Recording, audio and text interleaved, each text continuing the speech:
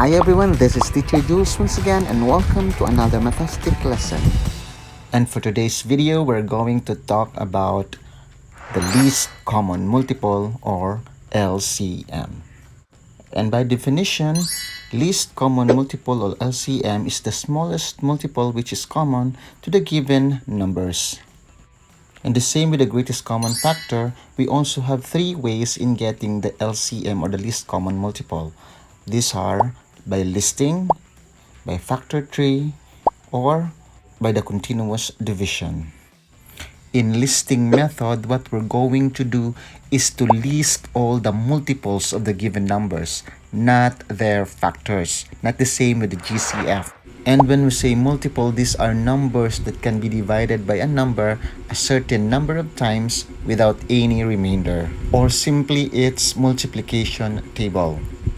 For example, here 8 and 12, we're going to list their multiples. Starting with 8, the multiples of 8 are 8, 16, 24, 32, 40, 48, 56, 64, 72, and 80.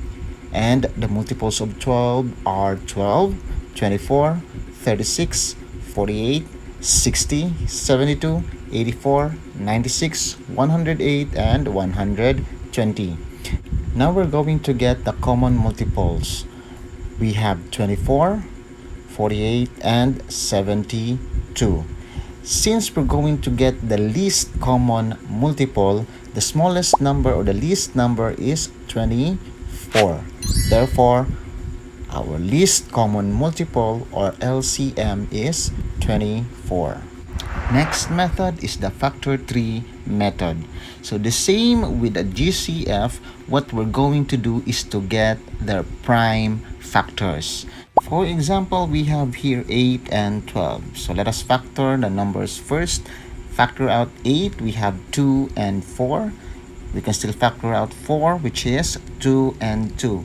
Since all the numbers are already a prime numbers, we can now get their prime factors, which is 2 times 2 times 2.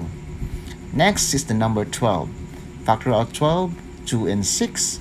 We can still factor out 6 by 2 and 3.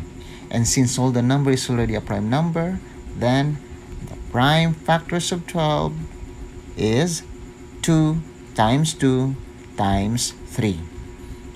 Unlike in GCF, wherein we're going to get only the common factors, in LCM, we're going to get the common factors and also the remaining numbers. So we have here 2 times 2, and the remaining numbers we have another 2 times 3.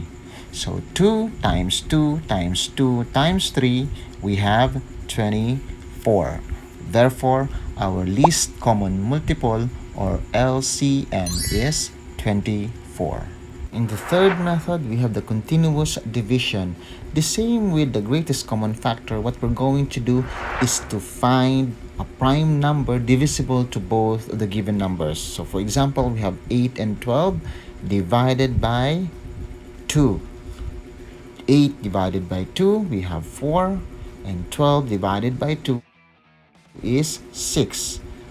In here, we can still divide 4 and 6 by 2. So 4 divided by 2 is 2. 6 divided by 2 is 3. And since we cannot find any number divisible by 2 and 3 anymore, we are now ready to find the LCM. So in here, what we're going to do is to multiply the divisor and the remainder, which is 2 times 2 times 2 times 3. So therefore, the LCM of 8 and 12 is 24. So in here, same with the GCF, either of the method, whether it is listing, factor tree, or the continuous division, as long as you do the process correctly, you'll get the LCM correctly. And as for me, I much prefer to use the factor tree and the continuous division, especially if you are going to deal with bigger numbers. It's easier to use. So that's it for today. If you find this video helpful, then please click the like button, and if you are new in my channel, consider subscribing and hit the notification bell so you'll get updated on my next videos. Thank you!